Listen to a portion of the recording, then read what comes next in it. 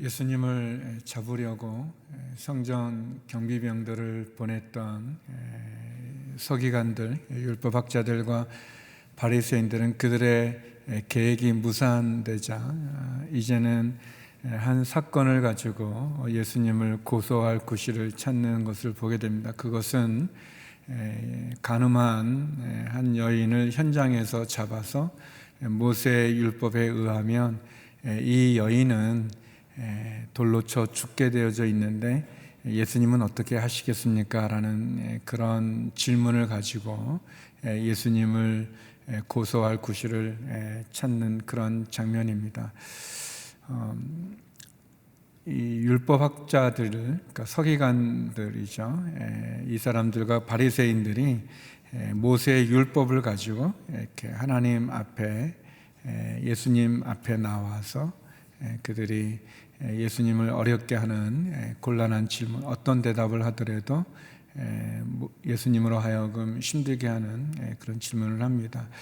본래 이 율법학자들은 세 가지의 역할이 있었다고 합니다. 먼저는 그들이 내려오는 율법을 보존하는 그런 역할을 하고, 또 두 번째는 그 율법을 가르치는, 교훈하고 또 설명해주고 또 가르치는 그런 역할을 하고, 또 세 번째가 그 율법을 집행하는 일을 했다고 합니다. 그래서 그 율법에 어긋나게 살아가는 유대인들을 대해서 그 율법의 법대로 집행하는 그런 역할들을 했었습니다.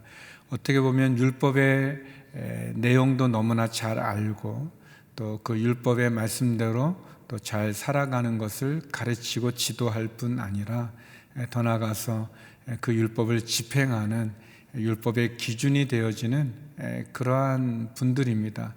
그렇지만 그들이 율법의 온전한 정신도 알지 못하고 또 율법을 설명해 주는 예수님의 말씀도 깨닫지 못하고 어떻게든 예수님을 잡아 죽이려고만 하는 그런 안타까운 모습을 보이게 됩니다.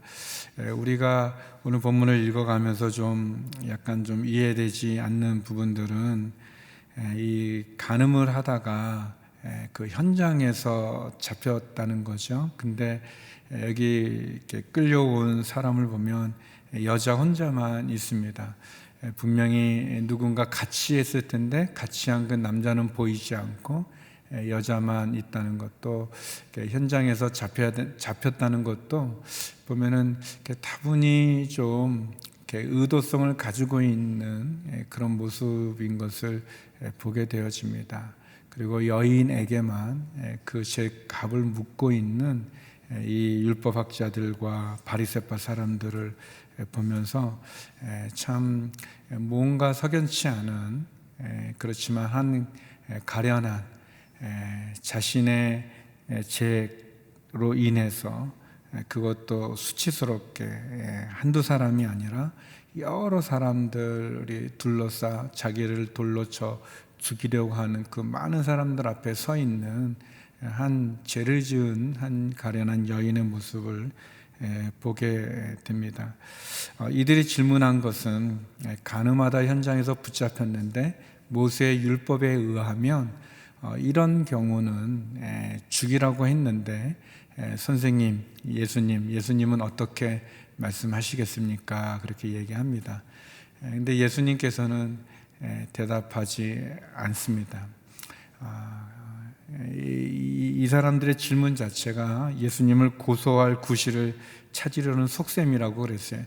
만약 예수님이 놓아줘라, 저 여자가 참 불쌍하지 않냐, 놓아줘라 라고 얘기하면 그러면 모세의 율법하고 반대되어진 거죠. 대치되는 거죠. 참 곤란합니다. 또 그렇다고 예수님이 그러면 저 여인은 죄를 졌으니까 그러면 그 죄값을 치르도록 돌로 쳐 죽여라 그렇게 말하면, 당시의 이스라엘은 로마의 속국이었고 로마의 법의 지배를 받게 되어져 있는데, 로마법은 이 어떤 개인의 죄에 대해서 개인이 그것을 정죄할 수 없습니다.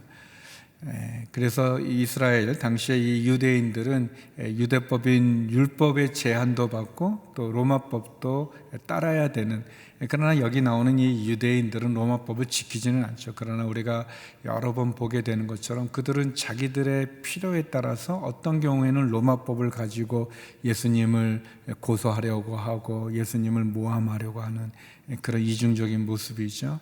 예수님이 돌로 쳐 죽여라 그러면 그것은 로마법에 위법되는 그런 일이기도 하고, 또 예수님께서 끊임없이 말씀하셨던 용서하라는 이야기, 베드로가 형제가 내게 죄를 지면 몇 번이나 용서하겠습니까? 라고 얘기했을 때 7번까지 하겠습니다 그랬을 때 7번만이 아니라 70번씩 7번이라도 하라고 말했던, 그동안 예수님이 강조하셨던 그 용서의 법에 대한 그것도 위배되게 되고, 그러면서도 또 로마법도 범하게 되는, 그러니까 예수님이 어떤 대답을 하든 예수님에게 그것을 이렇게 걸어서 그것이 모세의 율법을 위반한 것이든 그것이 로마법을 위반한 것이든 그렇게 예수님을 이렇게 고소하려고 하는 그런 아주 이렇게 나쁜 그런 의도를 가지고 예수님을 공격하는데 예수님이 대답하지 않습니다. 그것은 예수님이 난처해서 대답한 것이 아니에요. 여기 보면 예수님 이렇게 손가락으로 이렇게 바닥에 뭔가를 쓰셨다고 그럽니다. 그러니까 예수님이 이제 이 질문 자체가 자기를 고소하기 때문에 이렇게 대답해도 저렇게 대답해도 힘들기 때문에 그 질문을 회피하신 것이 아니라 예수님은 의도가 있으셔서 뭘 계속 쓰니까 그들이 계속 재촉합니다. 그랬더니 주님께서 참 너무나 유명하고 또 다시 한번 우리를 돌아보게 하는 그런 질문을 대답을 하시죠. 우리 7절 말씀인데요. 우리 7절 같이 한번 읽어보겠습니다. 시작. 그들이 계속 질문을 퍼붓자 예수께서 일어나서 그들에게 말씀하셨습니다. 너희 가운데 죄 없는 사람이 먼저 이 여인에게 돌을 던지라. 너희 가운데 죄 없는 사람이 먼저 이 여인에게 돌을 던지라. 그렇게 말씀하시고 또 몸을 굽혀서 바닥에 뭔가를 계속 쓰십니다. 요한은 예수님이 바닥에 뭐를 쓰셨는지는 얘기하지 않았어요. 어떤 것을 쓰셨는지는 얘기하지 않으셨습니다. 사람들이 계속 질문을 하자 예수님 앉아 계셔서 말씀을 가르쳤던 중에 이 일을 겪게 되셨는데 일어나서 말합니다. 너희 가운데 죄 없는 사람이 먼저 이 여인에게 돌을 던지라.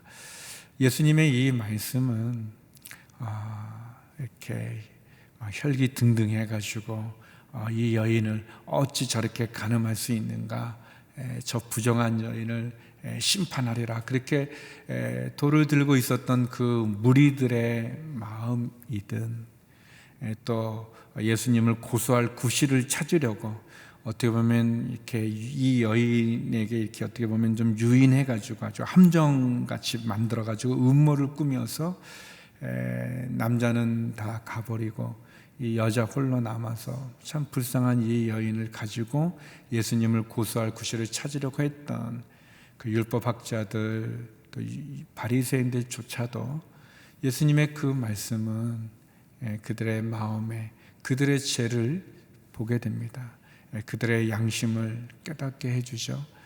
그래서 이 어른으로부터 제일 나이 든 사람부터 이렇게 하나 둘씩 슬그머니 사라지게 됐다, 그렇게 얘기하고 예수님과 여인만 남았다고 성경은 기록합니다. 성도 여러분, 예수님을 어떻게 만나려고 하는가? 이 바리새인들, 이 율법학자들은 예수님을 그냥 고소해서 죽이려고만 하고 있어요. 예수님의 말씀을 가르쳤는데 그 말씀을 듣고 깨달으려는 것이 아니라 어떻게든 예수님을 난처하게 하고 예수님을 고소해서 예수님을 죽이려고만 하는 그런 사람들이 있어요. 그것이 사단이죠. 그것이 세상이죠. 믿음이 없는 이 세상, 또 사단은 끊임없이 예수님을 공격하고 예수 믿는 사람을 공격하고 교회를 공격해서 어떻게든 넘어뜨리려고만 하는 거예요. 구원의 방주로 들어오려고 하지 않고 도리어 말씀을 듣고 깨달고 믿음으로 그 십자가의 구원의 복음을 드리려 하지 않고 어떻게든 교회를 공격하고 예수 믿는 사람을 공격하고 그리고 지금 예수님을 잡으려고 하는 그런 사단과 세상의 모습이 있고 또 둘러싼 많은 사람들이 있어요. 지금 여기 무리들은 그 충동질을 받아서 또 바리새인들 율법학자들의 조종을 받아서 이 여인을 돌로 치겠다고 하는 이런 무리들이 있어요. 이 무리들은 지금 여인을 향해서 돌을 들지만 나중에는 이 무리들이 예수님을 십자가에 못 박는 사람들이 됩니다. 이 무리들은 어떤 사람들이냐면 예수님이 오병이어의 기적을 베푸시니까 그들은 예수님을 왕으로 삼으려고 합니다. 예수님이 베푸는 기적을 보고 놀라는 사람들, 예수님이 많은 병자들을 고쳐주니까 귀신 들린 사람들, 병자들, 그 많은 사람들을 데리고 와서 예수님의 기적만을 바라는, 그러나 그 기적이 없을 때는 그들은 또 충동질을 받아서 예수님을 향해서 돌을 던지고 침을 뱉고 예수님을 죽이려 하는 그런 무리들이 있어요. 우리들은 어떻게 주님 앞에 쓰게 되는가? 이제 남아있는 여인과 예수님, 예수님의 그 대답은 모세의 율법을 부정한 것도 아닙니다. 다시 말하면 이 여인이 죄 없다 말씀하시는 것도 아니에요. 괜찮다, 간음해도 된다, 간통해도 된다, 그렇게 말씀하는 게 아닙니다. 또 예수님 이 여인에게 사형을 선고하지도 않으세요. 예수님은 로마법도 위반하지 않으시고 그렇다고 모세의 율법에 대치되는 일을 하지도 않으십니다. 단지 예수님은 이 가련하고 죄를 지은 이 여인을 긍휼한 마음으로 바라보시고 그렇지만 예수님은 이 여인에게 이렇게 말씀하십니다. 11절 말씀인데요, 우리 같이 한번 읽어보겠습니다. 시작. 여인이 대답했습니다. 선생님, 없습니다. 예수께서 말씀하셨습니다.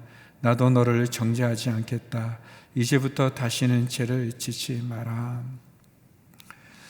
죄 없는 사람이 먼저 돌로 치라고 말씀하시므로 그 주변에 있던 사람들이 자신들의 죄를 보게 되는 그런 모습이죠. 성도 여러분, 우리가 누구를 정죄할 수 있겠습니까? 우리가 누구에게 돌을 던질 수 있겠습니까? 우리 자신도 주님 앞에 서 있을 때, 하나님 앞에 서 있을 때 다 참 부끄러운 죄인들이 아니겠습니까? 우리들이 여기 다 어른들만 계신데 우리들의 마음이 세상에 많은 삶을 살아오면서 우리들의 그 양심이 무너지고 다 더럽혀져서 마치 깨끗한 것처럼 그렇게 서 있지만 그렇지 않아요. 우리 어렸을 때 그 교회에서 전도사님이 그런 얘기가 있어요. 우리가 하늘나라 가면 우리들이 지은 죄를 하나님이 이렇게 그 텔레비 같은 데 이렇게 딱 보여주면 거기에 우리들이 다 죄가 보인다고. 뭐 그 어린애들이 무슨 큰 죄를 졌겠습니까? 뭐 애들도 죄를 짓지만 아무튼 뭐 그 큰 죄를 졌겠어요? 근데도 우리들이 다 울고 막 그랬어요. 무서워서, 창피해서. 그 어렸을 때 그런 마음이 있었거든요. 근데 이 어른이 되면서 우리가 그 양심을 다 잊어버려서 그런 죄를 졌는데도 그렇지 않은 것처럼 그 여인을 향해 돌을 던지려는 이 사람들처럼 있지만 오늘 예수님 우리에게 말하죠. 죄 없는 자가 돌로 치라. 우리가 누구를 정죄하고 우리가 누구에게 돌을 던지겠습니까? 하나님의 은혜가 아니고서는 우리가 구원받을 수 없지 않습니까? 그게 주님이 말하신 거예요. 나도 너를 정죄하지 않겠다.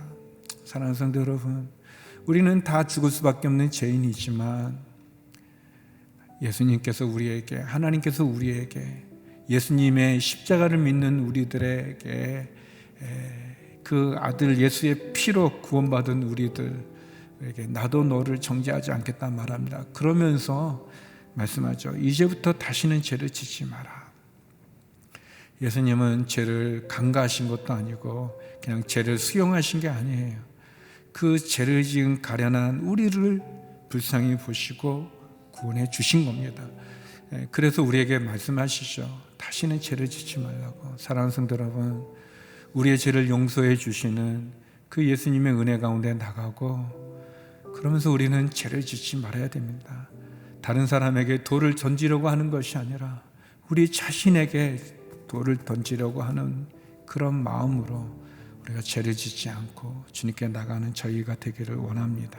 우리 이 시간 함께 기도했으면 좋겠습니다. 함께 기도할 때 하나님, 남을 정죄하려고 하는 우리의 그 교만함과 우리의 그 죄, 하나님, 우리 자신의 부끄러운 죄를 보게 해 주시고 다시는 죄를 짓지 않게 해 주시고, 그리고 예수님만이, 하나님만이, 십자가만이 우리를 죄로부터 자유케 해 주시는 그 복음임을, 그래서 십자가를 붙잡고 나가는 저희가 되게 하여 주시옵소서. 우리 말씀 기억하면서 같이 기도하시겠습니다.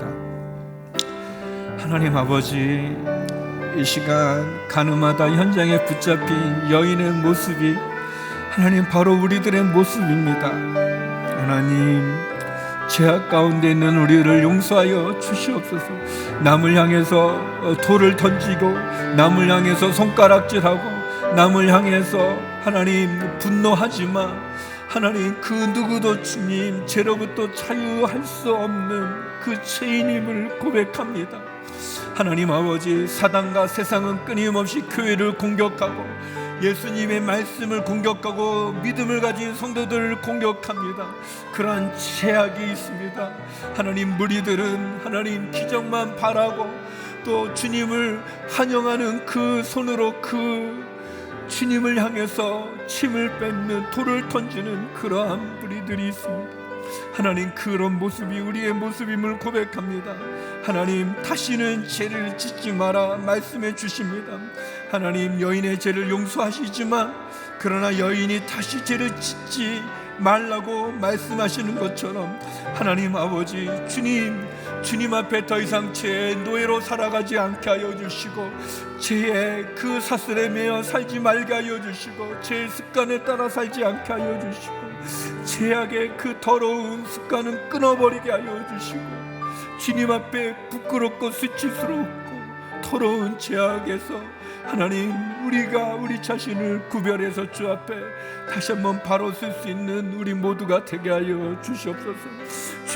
주님을 말씀으로 구세주로 주님 십자가를 바라보며 나가는 저희가 되게 하여 주시고, 다시 한번 주님 앞에 바로 서는 저희들, 온전한 저희들이 되게 하여 주시옵소서. 하나님, 그런 은혜를 구합니다.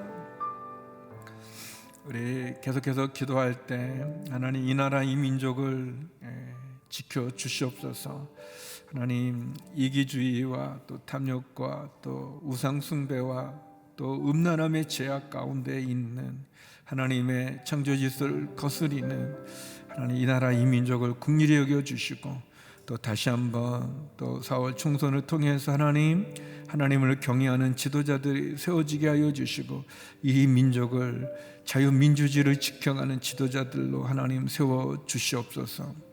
특별히 신종 코로나 바이러스로 인해서 하나님 너무나 두려움 가운데 있습니다. 하나님, 저 중국을 긍휼히 여겨 주시고 또 한국을 긍휼히 여겨 주시고 세계를 긍휼히 여기서 하나님, 신종 코로나 바이러스를 하나님 치료할 수 있는 백신이 빨리 개발되어지게 하여 주시고, 많은 사람을 치료할 수 있게 하여 주시고, 하나님, 전염되어지는 이 부분이 하나님 진정되게 하여 주시고 지켜 주시옵소서. 이 위기를 극복하게 하여 주옵소서. 우리 나라와 민족을 위해서 또 신종 코로나 바이러스가 진정되도록 또 같이 기도하겠습니다. 하나님 아버지, 하나님, 이 나라 이 민족 긍휼히 여겨 주시옵소서. 전쟁의 폐허 가운데도 하나님, 국민 소득 3만 달러가 넘는 그런 경제적인 부흥을 일으켜 세워 주셨습니다. 100달러도 안 됐던 그 비참하고 가난한 나라가 하나님 이렇게 부유하게 되어졌습니다. 하나님 아버지, 참으로 주님께서 이끌어 주셨습니다. 하나님이여, 세계 수많은 젊은이들이 이 나라 가운데 자유민주주의를 지키기 위해서 피를 흘리고 죽어갔습니다. 하나님 아버지, 하나님의 창조 질서를 거스리고 자유민주주의를 깨트리며 하나님 이기주의와 탐욕과 살인과 하나님 거짓과 우상숭배와 간음과 음란함의 제약 가운데 있는 이 민족이 다시 한번 거룩과 순결로 주 앞에 바로 서게 하여 주옵소서. 핵과 미사일로 위협하는 저 북녘 땅 하나님 말씀으로 변화되어지게 하여 주시옵시고, 악한 정권들은 무너지게 하여 주시고, 하나님을 경외하는 민족들, 하나님을 경외하는 지도자들이 다시 한번 일어서게 하여 주시옵소서. 하나님, 중국에서 발생한 신종 코로나 바이러스 감염증으로 인해서 하나님 많은 중국 사람이 두려움과 불안과 또 세계가 위협 가운데 있습니다. 하나님 아버지, 긍휼히 여겨 주시옵소서. 하나님 아버지, 이 위기를 극복하게 하여 주시옵시고, 백신이 빨리 개발되어지고 치료되어지게 하여 주시옵시고, 사람들마다 하나님 전염되지 않도록, 하나님 어려워지지 않도록 지켜 주시옵소서. 진정시켜 주시옵소서. 하나님, 다시 한번 우리가 아무것도 아닌 것을 깨닫게 하여 주시고, 겸손하게 하나님께로 돌아가 엎드리는 저희들 되게 하여 주시옵소서. 하나님 아버지, 다시 한번 너희 가운데 죄 없는 사람이 먼저 돌로 치라, 그 말을 듣고 나이든 노인으로부터 사람들이 다 떠나갔던 것처럼 하나님, 주님 앞에, 하나님 앞에 누가 바로 설 수 있겠습니까? 하나님, 그럼에도 불구하고 죄를 지은 죄인들이 하나님 앞에 죄 없다 하고 다른 사람을 향해 손가락질하고 돌을 던지려고만 합니다. 그리고 주님을 향해서 십자가에 매닫는 그러한 무리들의 그 외침의 소리와 같이 교회를 향해서, 주님을 향해서, 성도들을 향해서 손가락질하고 비웃는 이 세상에 사단의 악한 무리들이 많이 있습니다. 하나님, 다시 한번 우리 자신을 돌아보게 하여 주시옵소서. 죄악의 습관은 끊는 저희들 되게 하여 주시옵시고, 주님의 그 사랑과 용서로 그 십자가의 그 은혜 가운데 합당하게 살아가는 저희 모두가 되게 하여 주시옵소서.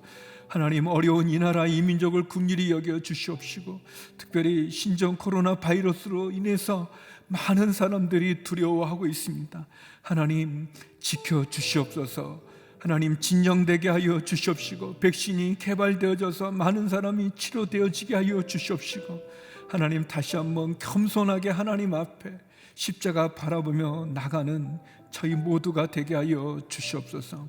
하나님, 우리의 자녀들과 우리의 가정과 우리의 직장, 그리고 주님을 향해서 부르짖는 기도마다 응답하여 주시옵소서. 병상에 있는 환우들을 긍휼히 여겨 주시옵소서. 이 시간도 CGN TV로 함께 기도하는 성도들의 기도도 응답하여 주시옵소서.